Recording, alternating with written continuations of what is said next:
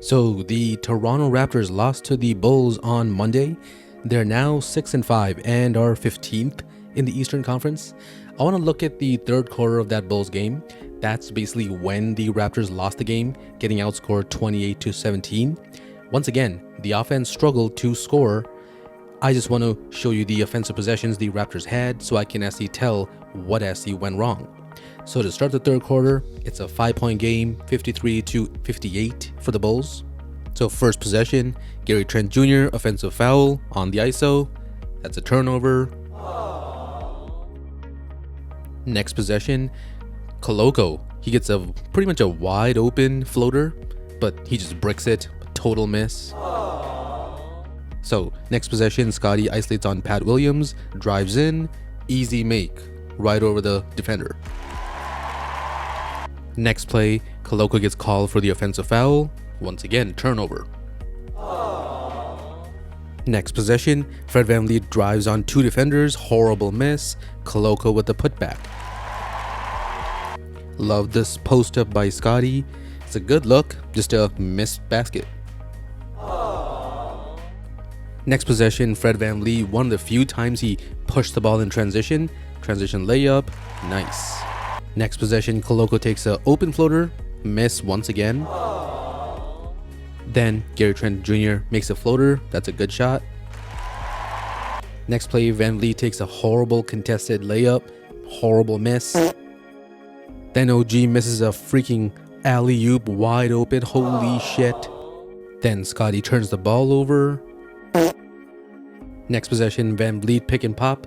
Boucher, he misses the three, but wide open three, good possession.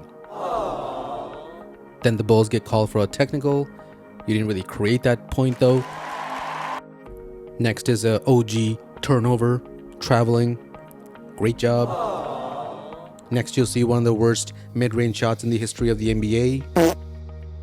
Next possession, OG draws the foul on DeRozan, but proceeds to miss one of the free throws. Again, missed opportunities. Next, Fred VanVleet pick and roll, open three, good possession. It's now a 11-point game, 77-66. Boucher ends up missing a free throw. VanVleet makes a really tough shot. Gary misses a tough floater. Malachi misses the three. Otto with a horrible air ball again. And just like that, it's a 16-point game. They never cut it down to less than 7, and it was game over in the fourth. So a couple things I noticed. One, Fred VanVleet, he's getting the ball after defensive rebounds, but he's the one that's slowing down the pace. He doesn't push the ball like Scotty and Pascal consistently do. Transition scoring is a key, super important for the Raptors. Keep an eye on this, how Fred VanVleet pushes the ball, especially consistently, if he does that consistently off defensive rebounds. But on the other hand, Fred was not the problem. It was everyone else. That's what forced VanVleet into overcompensating. Scotty, he only took 2 shots. OG only took 1 shot in that third quarter. Koloko took 3 shots. The Raptors didn't look to attack the rim with their best players. They kept dumping it off to Koloko to finish at the rim. Koloko definitely needs to work on that, his touch away from the rim. Those floaters, those push shots, those are going to be super unguardable as a 7-foot player if he can develop those shots. Kind of similar to how Serge Ibaka used to ball out with those little hook shots over smaller defenders. That's exactly what I want to see from Koloko.